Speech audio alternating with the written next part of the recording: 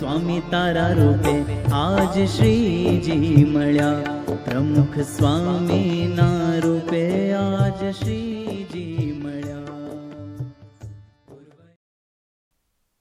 લાભ મળે તો છોડવાનું, પણ એને જ લાભ લીધો કહેવાય એ ભ્રમ છે. આપણે સ્પષ્ટ હોય તો કામ થઈએ. સ્વામી બાપાને વિષયનું સુખ છે જ નહીં. એક શેઠી આવ્યા હતા અક્ષરધામમાં, કરોડોપતિ, 3 કરોડનું તો દાન કર્યું છે એના જૈન સમાજમાં. અને એક 19 વર્ષનો દીકરો હતો, ધામમાં ગયો, એની પાછળ એની વૃત્તિ થઈ ગયેલો. દીકરાને યાદ કર્યા જ કરે. હવે દીકરો પાછો આવવાનો છે, ગમેલું યાદ કરે, ગમે થાય. હા, થોડીક વાર બરાબર છે, શોક થઈ જાય, પણ પછી મહિનાઓ સુધી એમ એના બાબાને યાદ કર્યા જ કરે. અડધો કલાકે અમે. તો આ બધી સાહેબી ક્યાં ભોગવવાની? કરોડો રૂપિયા શું? જો કરોડ રૂપિયા છે પણ લાભ નથી લઈ શકતો, આમાં લઈ ગયા ઓલા દીકરાની સ્મૃતિમાં. તો જો આ લોકના બધા સુખ છે નાશવંત છે. કરોડ રૂપિયા છે પણ એનું સુખ જ નહીં. પ્રમુખ સાહેબ જે સુખ લે છે એ ભગવાનનું સુખ છે, અવિનાશી, અખંડ, અનંત. સ્વામીને અપમાનનું દુઃખ નથી ને માનનું સુખ નથી. આ લોકોને કોઈ વસ્તુ લાગુ પડતી નથી. સાંઈ બાપા ત્યાં લંડનમાં CFI ઉજવાયો તે વખતે ઓલા સોનતુલા વખતે બીએ દિવસે સ્વામીનું અપમાન થયું જોરદાર. ઓલા બધાને એમ કે ખાનગીમાં ગયા છે ભાઈ સ્વામી બાપા ને ઓલા બે ઓલા બાપાને ખખડાવા લાગ્યા બરાબર. તે તો બધા બહાર જ હતા, હાજર હતા. પછી તો જરા આવું કઈ થયું ને એટલે સંતો અંદર આવી ગયા. સાંઈ રહેવા દો, વરાળ કાઢવા દો.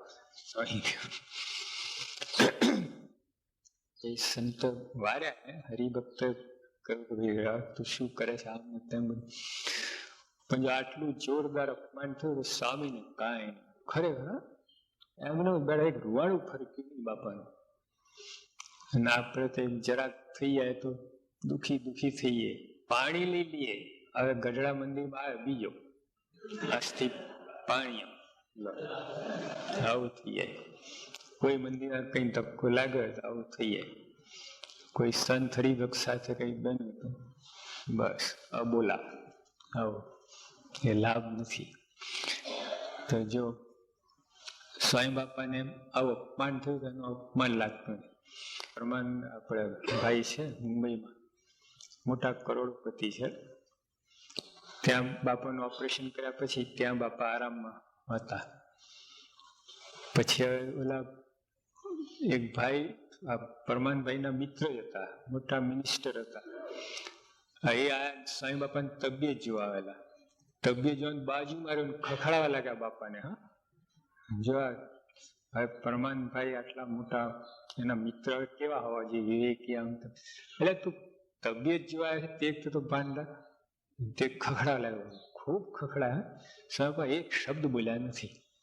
બે ફામ ઓલા તો ખોટા પાયા વિનાના આક્ષેપો આખ્યા જ કરે. તમે આવા ને આવું ને આમ કર્યું ને આમ ને ફલાણા. આખા હિન્દુસ્તાનના બધાનું બધું એમના ઉપર ઠાલ્યું. બાપા કાંઈ બોલ્યા નહીં. પછી એ ભાઈ સત્તાથી ઉતરી ગયા. નેરોબીમાં બાપાની જયંતિ ઉતરી ને તે અમે ગયા હતા. તો બાપા સ્ટેજ ઉપર બેઠા હતા અને પેલા આયા. બાપા ઉભા થઈને એને હાર તોરા કર્યા. જેને સામુય ના જોઈ શક્યા એવા આવાનું જોઈને હું ને એના દર્શન તે દુઃખ દે ના થાય તો ના કીજીએ. આવું એના શું એના દર્શનથી ફાયદા શું? તો સ્વામી બાપા એને સન્માન કર્યું, હાર તોરા કર્યા. બાપા બેઠા, એમને બેસાડ્યા. CM કાકા આવ્યા, વળી બાપા ઉભા થયા, એમને બોલાવીને ઓળખાણ કરાઈ. બાપા બેઠા. ફરી થોડી વાર પછી મહેન્દ્રભાઈ આવ્યા. બાપા ફરી ઉભા થયા ને ઓળખાણ કરાઈ. કઈ લેશ માત્ર અપમાનનું સાય નહીં. આ પુરુષ છે ને આવી બધી વસ્તુ ભૂલી જાય છે.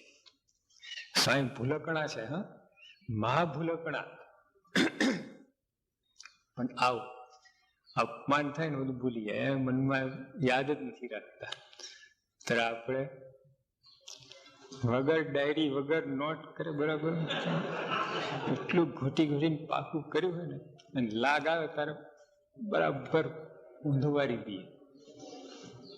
જ્યાં ભૂલવાનું છે આપણે ભૂલતા નથી, અને જે યાદ રાખવાનું યાદ રાખતા નથી. અહીંયા ફેર છે, દેખાય બધા સરખા છે. બાપાને આપણામાં કાંઈ ફેર આમ તો દેખાતું નથી. એમને ભૂખ તરસ લાગે છે ને નિંદ્રા આવે છે ને બધું થાય છે, થાક લાગે, આપણને પણ ફેર અહીં પડી જાય છે. ભૂલવા જેવી વસ્તુ ભૂલી જાય છે, યાદ રાખે છે યાદ રહે છે. ઉપકારો બધા યાદ રહે, કોઈ કામના માટે આટલું કર્યું યાદ રહે, આપણે એ નથી રહેતું.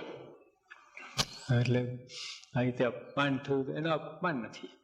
સાંઈ આખી દુનિયામાં ફરે છે, કેટલાય સન્માન થાય.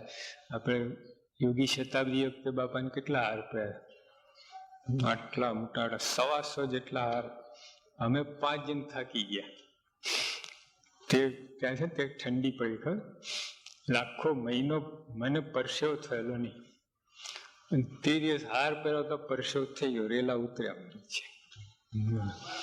બાપાને શું, અમે તો 5 જણ હતા, વારાફરતી હાર પહેરાવતા હતા.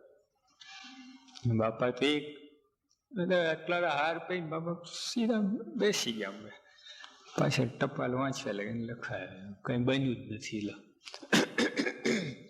આખું સન્માનનું વાવાઝોડું આવ્યું, જતું રહ્યું, બાપાને કઈ ખબર જ નથી.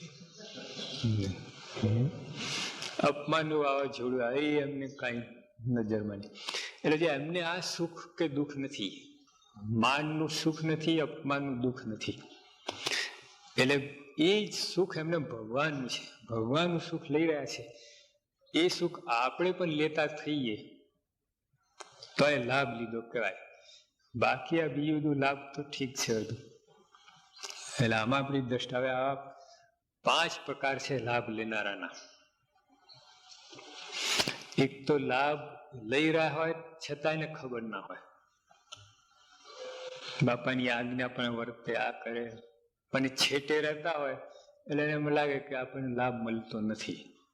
પણ લાભ લઈ રહ્યા હોય, અને જે પાસે આટા મારતા એમને લાગે આ સુખિયા છે, આ ભાગ્યશાળી છે, એ લોકોને લાભ મળે છે. એટલે પોતે લાચારી, લાભ લેવા છતાં લાચાર હોય છે. બીજો પ્રકાર છે એ એમ માને એ બ્રહ્મા જ હોય છે, એને એમ કે આપણે લાભ લઈ રહ્યા છે, લેતા જ ના હોય.